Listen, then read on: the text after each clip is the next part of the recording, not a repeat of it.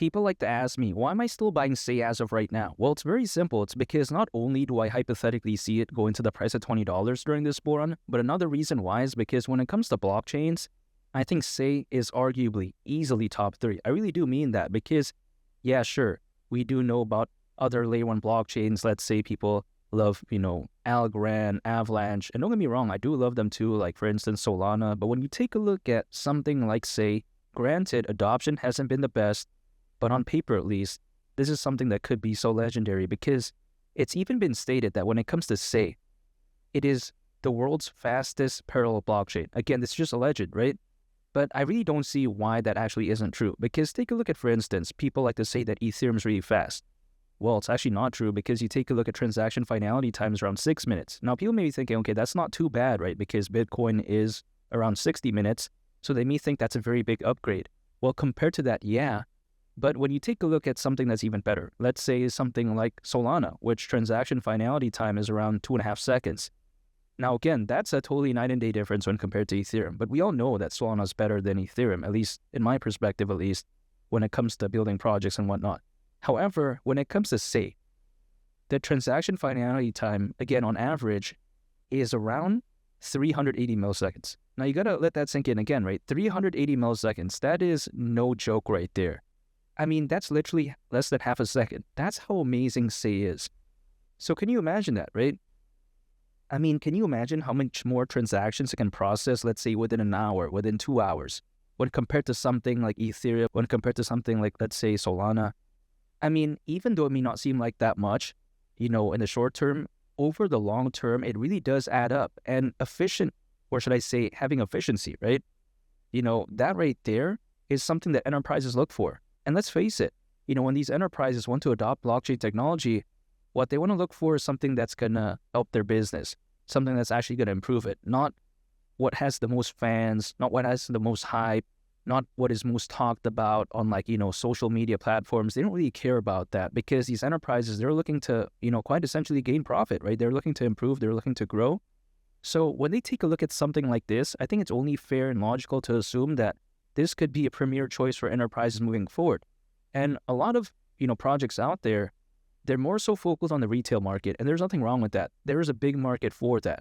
However, when you take a look at the enterprise market in the long term, this could be a lot more dynamic in my opinion. And I would say that SEI is focused on that, right? Take a look at, for instance, what fostered the growth of the internet? We take a look back in history, right?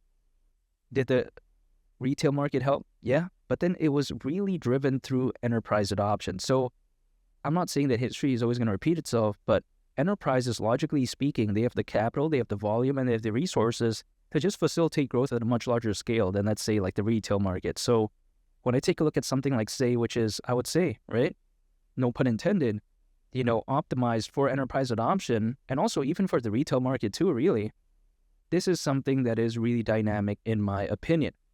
And when people like to say that, yeah, SEI is this bad thing, well, again, adoption isn't the best, but it doesn't necessarily mean that it's bad, though, because the way I take a look at it is that, logically speaking, if I was a developer, why would I choose Ethereum if there's something like, say, Ethereum sky-high gas fees? It's arguably not even scalable. What is that about? Now, granted, there are Ethereum layer 2s out there that kind of fixes this type of nonsense. I'm totally aware of that. But people don't really want to deal with that, especially like enterprises. Now, the retail market doesn't really mind. But again, when it comes to just, these large-scale enterprises, I think sometimes they don't want to deal with these layer 2s because I think maybe, in some cases, they may find it like a little bit overcomplicated. But even besides that, I think SEI is just a lot more cleaner. It's a lot simpler to use. It just feels a lot more fluid. It's kind of like the Apple of blockchains, if that makes sense. Like anytime I use an Apple product, it just feels very fantastic, right? It just feels like it's very simple, easy to use. It's like having a Tesla. That's just my perspective. But even besides that, this again, Tesla or Apple of blockchains, in my opinion, when it comes to SEI. And keep in mind, when it comes to SEI, it can facilitate 12,500 transactions per second, and also it's even been able to process over 1 billion transactions.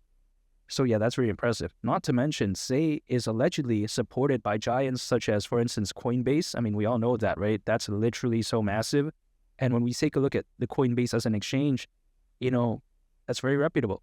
Now, let's not forget as well, SEI is also allegedly being supported by something called Circle, which is the creator of USDC. And yes, you heard that right. USDC is pretty much like one of the biggest stable coins of all time. Preferably, I do prefer USDC, but when you take a look at other people out there, they consider it like number 2, but whatever the case may be, this is massive right here. When the creator of USDC supports a project, I'm going to pay attention. I'm not necessarily saying I'm going to FOMO to every single project they, support, right? But I do like SEI here. Now, let's not forget, when it comes to SEI as well, what I do like about it is the fact that there's a emerging, right? I'm not saying it's the best, again, emerging AI and DeFi ecosystem. Now, people may be thinking, okay, who cares about this? Well, quite frankly, I get how the hype for AI kind of, disappeared as of late. But even besides that, the way I view it is that AI still has a bright future ahead. Keep in mind, the AI market is predicted to be worth nearly $2 trillion by 2030, according to Grandview Research. That's massive. That's bigger than some countries' GDP. And if we take a look at just a very popular example, let's say like of a country having a GDP somewhat similar to what the AI market is predicted to be worth in the future, just take a look at Canada, right? A very amazing place. I have a lot of friends in Canada, but even besides that, you take a look at when it comes to, again, Canada, the GDP of it was around $2 trillion in 2023. And again, the AI market predicted to be worth nearly $2 trillion by 2030. So yeah, that's a massive market. Now, let's take a look at DeFi, aka decentralized finance.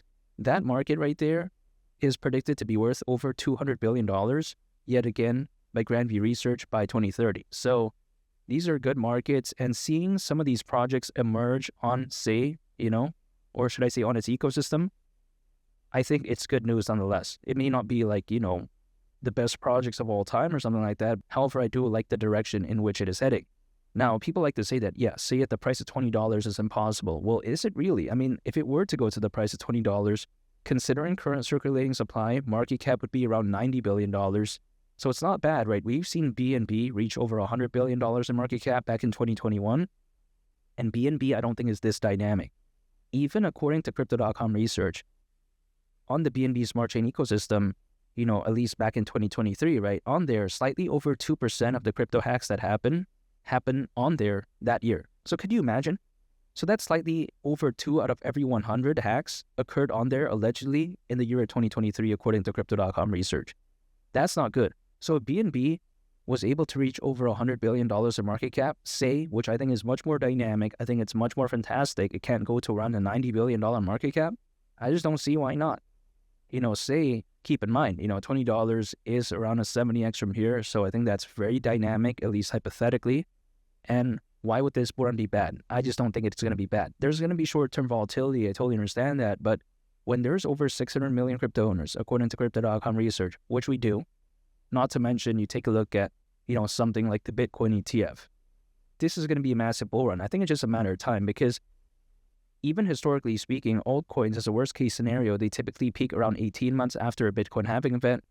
And the last Bitcoin halving event happened in April of last year. So 18 months from then is actually around October this year. Now, this is like not a surefire date by any means. It's more so of like just based off of history, right? But I think if anything, it could very well indicate that the bull run is still far from over. And I really can't wait because just imagine once May, June, July comes along, it could be a totally different ball game. And that's why I'm still buying SEI, and $20 during this bull run wouldn't surprise me whatsoever. And make sure to subscribe if you gain value from this video. I greatly appreciate it. It's Malik the Captain. I'll catch you all in the next one. Peace. Bye.